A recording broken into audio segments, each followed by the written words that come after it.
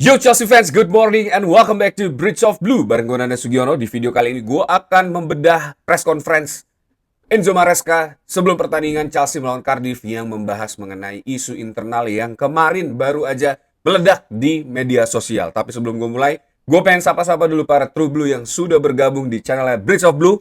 Ada True Blue dari Bang Alon Kaltim, True Blue dari Banyu Asin, True Blue dari Toraja. Thank you yang sudah join channelnya Bridge of Blue. Buat kalian semua, semoga sehat selalu dan terima kasih untuk supportnya. Kalian juga bisa subscribe channel ini yang baru join. Klik tombol subscribe dan nyalain loncengnya. Bantu gue buat sampai ke 10.000 subscriber. Kalian juga bisa follow gue di Instagram @nandasugiono. Join ke channel gue karena gue selalu ngomongin berita soal Chelsea di channel gue.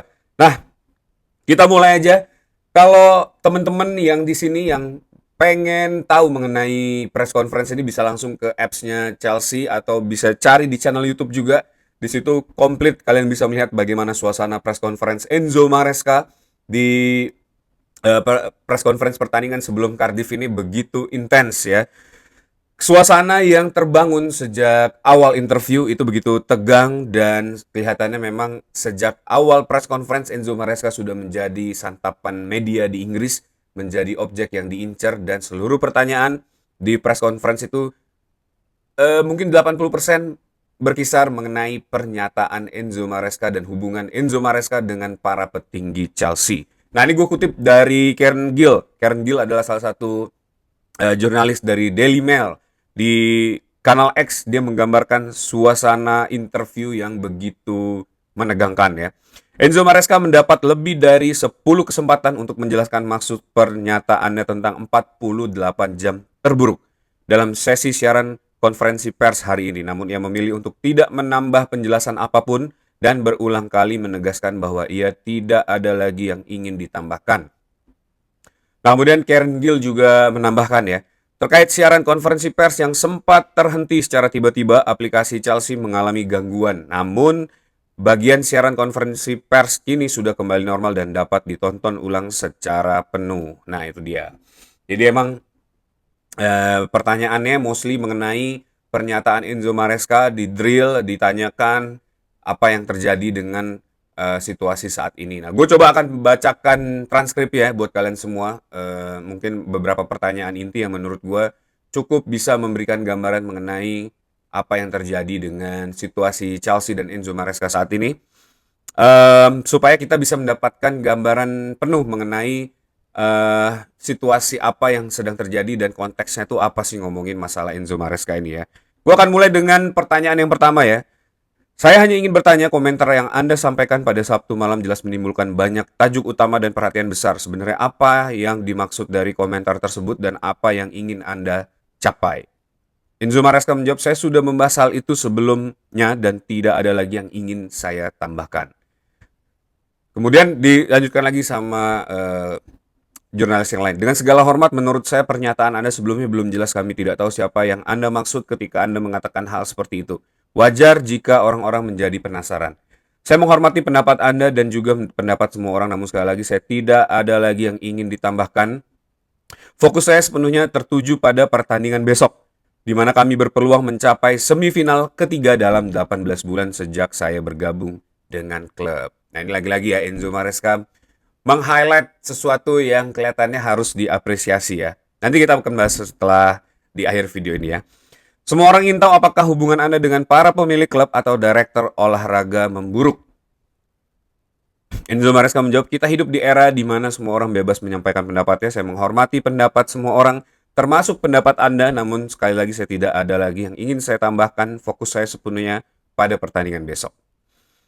Kemudian ditimbal lagi, tapi bukan pendapat saya. Anda sendiri yang sudah membuka kotak Pandora ini.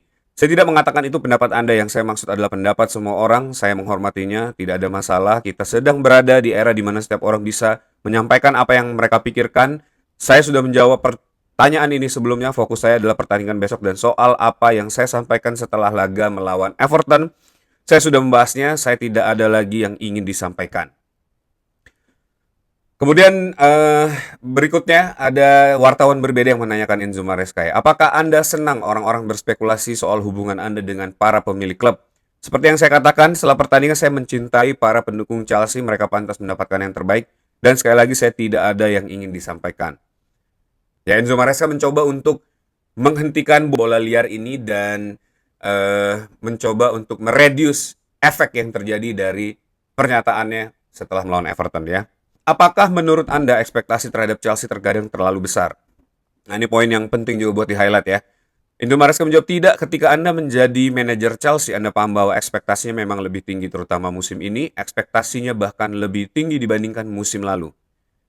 Mungkin karena Piala Dunia antar klub, Conference League, dan karena kami finish di posisi keempat Premier League, seperti yang Anda katakan, kami adalah skuad termuda dalam sejarah Premier League, jadi wajar jika musim ini ekspektasinya sedikit lebih tinggi. Namun, itu adalah hal yang normal ketika Anda menjadi pemain atau manajer Chelsea. Gitu. Jadi, Enzo Maresca pun merasakan bahwa mungkin ada tekanan ya, secara internal maupun eksternal mengenai ekspektasi para board dan juga fans dari Chelsea tentang musim ini, dan kelihatannya tiga laga terakhir ya lawan Leeds, Bournemouth, Atlanta ini cukup membuat Enzo Maresca merasa tertekan ya, dan akhirnya dia mencoba mengeluarkan ekspresinya di press conference setelah Everton kemarin ya.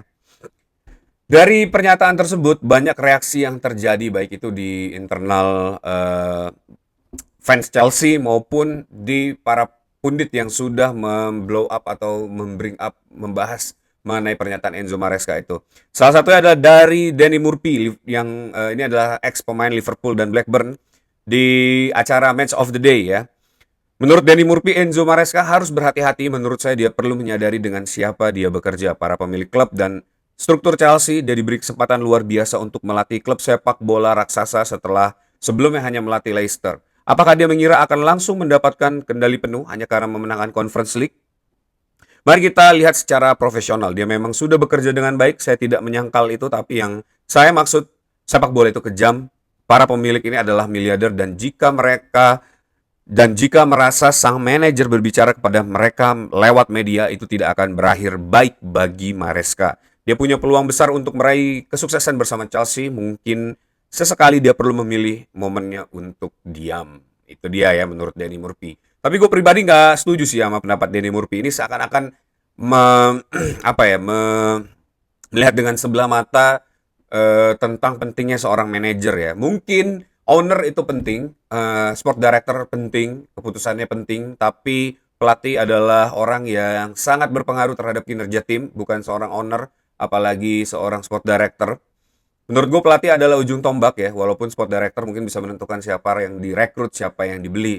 Tapi lagi-lagi pelatih adalah orang yang sangat bertanggung jawab terhadap perkembangan tim, dan that's why kita punya channel ini, kita punya banyak forum internasional, ya, kita punya banyak fans yang bisa menyuarakan, mensomasi para pemilik klub untuk berhenti melakukan hal yang sebenarnya tidak baik buat klub, dan itu tugas para stakeholder di tim ini. Dan menurut gua apa yang dibilang Danny Murphy ini kelihatannya kurang pas ya, karena walau bagaimanapun seorang owner itu harus punya batasan dan juga punya telinga untuk mendengarkan masukan para fans ya. Jadi ya gue sih oke-oke aja Enzo Maresca kalau mau komplain 1-2 kali ya, asal jangan terlalu banyak berbicara di media dan lebih baik diselesaikan di internal ya.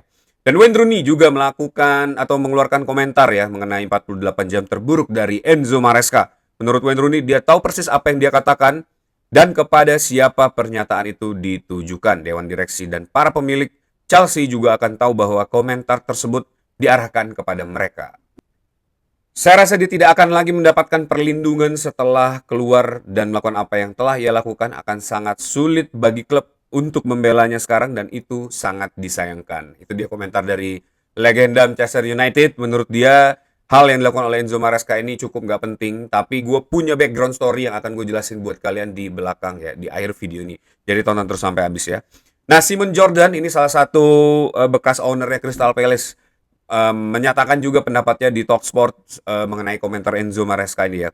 Ada sebuah pandangan, setidaknya dari informasi yang saya dengar, bahwa terdapat agenda yang berbeda-beda mengenai sejauh apa tim ini seharusnya bisa melangkah dan siapa saja yang seharusnya dimainkan.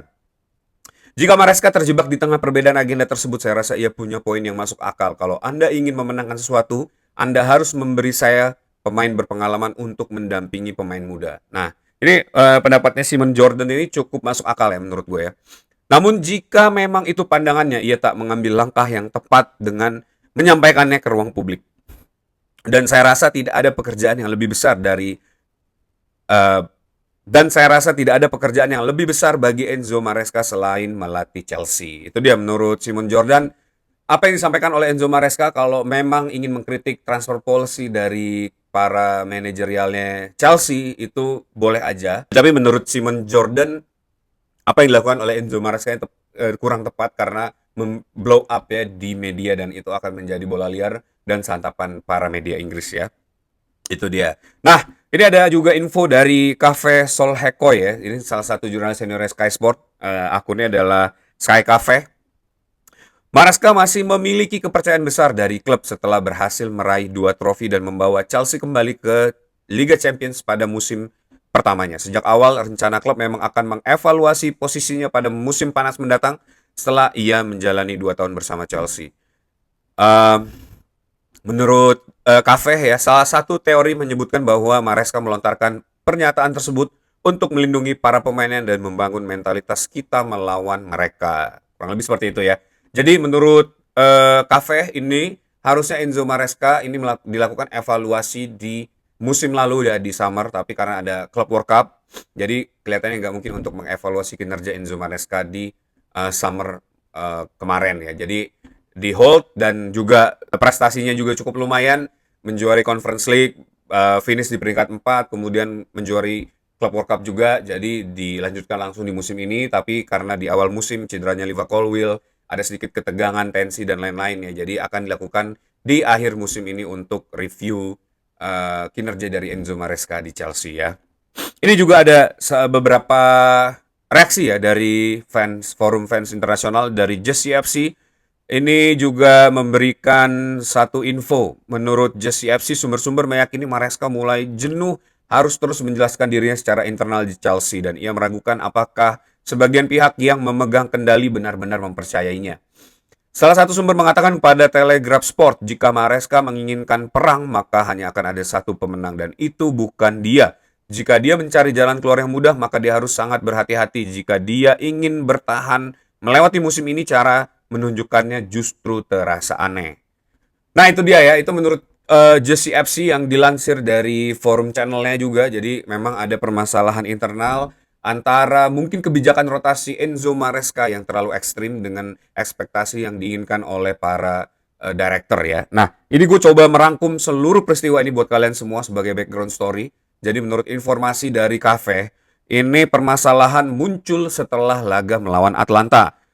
Di laga melawan Atlanta kita ingat berbagai rotasi Enzo Maresca terutama saat memasukkan Malo Gusto mendorong Reece James ke nomor 10. Padahal pada saat itu kita masih memiliki opsi ada Andre Santos dan juga Esteva Willian tapi tidak dimasukkan oleh Enzo Maresca di pertandingan melawan Atlanta. Nah, di pertandingan itu masuknya Malo Gusto ini tidak membuat permainan menjadi lebih baik, bahkan Chelsea kebobolan dan akhirnya Chelsea kalah 1-2 di pertandingan tersebut. Nah, setelah pertandingan seperti biasa Enzo Maresca mengadakan internal meeting dengan para petinggi dan di situ dikritiklah mengenai keputusan Enzo Maresca memasukkan Malo Gusto dengan cukup keras ya dan katanya sedikit ada tensi ketegangan di antara para internalnya Chelsea di pertandingan itu. Nah, di pertandingan melawan Everton tanpa mempertimbangkan meeting yang terjadi pada hari setelah melawan UCL, Atlanta, Enzo Maresca kembali memasang Malo Gusto di posisi right back. Starting 11 ini cukup mengejutkan dan kelihatannya memang sedikit punya nuansa rebel ya dari Enzo Maresca untuk membuktikan bahwa sebenarnya apa yang dia punya ini cukup untuk memenangkan pertandingan ya. Dan kita tahu squad Chelsea ini sebenarnya agak limbung ya antara pemain inti dengan para pemain bertahan atau para pemain cadangannya. Jadi mungkin punya tendensi bahwa sebenarnya dari board pengen yang dipasang adalah all starting 11 winning timnya Chelsea, tapi mau nggak mau Enzo Maresca harus membela anak-anaknya melakukan rotasi, terus juga melindungi beberapa pemain gitu ya dan juga menumbuhkan mentalitas para pemain. Nah, di pertandingan itu Malo Gusto malah tampil terengginas ya, menyumbang 1 gol dan 1 assist seperti yang kita tahu di pertandingan melawan Everton. Nah, setelah itulah kenapa ada pernyataan Enzo Maresca mengenai 48 jam itu. Jadi background story-nya adalah keputusan memainkan Malo Gusto di pertandingan melawan Atlanta, kemudian juga Malo Gusto yang tampil luar biasa pada saat melawan Everton ya. Jadi Malo Gusto ini salah satu pemain yang punya andil besar ya dalam kehidupan Enzo Maresca di Chelsea ya. Nah itu dia. Jadi bagaimana menurut pendapat kalian? Apakah sikap Enzo Maresca ini yang mungkin akan membawa kerugian seandainya Chelsea mengalami tren buruk lagi ke depannya? Worth it untuk melindungi Malo Gusto ya dan melakukan rotasi yang dia inginkan. Tapi mungkin ini lebih kepada prinsipnya ya, lebih bigger than the player sendiri, bukan tentang Malo Gusto aja ya, tapi tentang prinsip Enzo Maresca menyelesaikan filosofinya di lapangan ya. Nah, ini gue kutip beberapa tanggapan juga dari Chelsea Peace ya. Menang, kalah atau imbang, saya tetap mendukung Anda, Gaffer. Ketika saya percaya pada seorang manajer dan dia sudah memberikan banyak alasan untuk itu, saya akan terus berada di belakangnya. Saya tidak ingin melihat pergantian manajer lagi di musim panas nanti dan mengulang siklus yang sama dari awal. Kesampingkan ego, biarkan dia bekerja. Maresca dijadikan kambing hitam sementara pihak lain tidak dimintai pertanggungjawaban. Ada gambaran yang lebih besar di balik semua ini gitu. Nah, banyak juga yang menyoroti tentang sporting director kita ya. Nah, apakah sporting director ini sudah bekerja dengan baik untuk memberikan Enzo Maresca pemain-pemain yang memang dia butuhkan? Itu juga banyak menjadi pembahasan di forum internasional Chelsea ya. Nah, menurut Vince Blue Potty ya, Maresca sedang belajar bagaimana mendominasi dan mengendalikan konferensi pers ala Mourinho. Cukup satu kalimat dan semua jurnalis langsung lupa membahas pemain serta performa Chelsea. Itu dia ya, menurut Vince. Ini ada baiknya juga Enzo Maresca melindungi para pemain di saat sedang ada turbulensi seperti ini ya. Dan ini karena ala-ala Jose Mourinho dalam melindungi pemain ya, dan memang luar biasa ya. Nah ini kita coba lihat aja nanti bagaimana muara dari persoalan ini. Tapi gue pribadi melihat ini kelihatannya sudah cukup mereda ya pada saat ini. Apalagi seandainya Chelsea memiliki tren positif. Kalau tren negatif mungkin ini akan menjadi bigger than this ya. Tapi kalau trennya positif, gue rasa ini akan menjadi angin lalu aja lah. Dan Enzo Maresca akan tetap memimpin Chelsea di setiap pertandingan ya. Tapi ini akan tentu menjadi catatan evaluasi buat Enzo Maresca di akhir musim. Kita lihat aja, semoga Enzo Maresca juga memiliki rekor yang baik di musim ini ya, sehingga di akhir musim dia nggak perlu dipecat lagi ya, seperti yang terjadi dengan Pochettino. Nah itu dia, that's it video for today. Thanks for watching guys. Buat kalian yang suka sama video ini, jangan lupa buat like, komen juga, dan subscribe, bantu gue buat sampai ke 10.000 subscriber. Nyalain loncengnya supaya nggak kelewatan berita mengenai Chelsea di Bridge of Blue. Kalian bisa follow gue di Instagram @nandasugiono. Join ke channel gue karena gue selalu ngomongin soal Chelsea ya.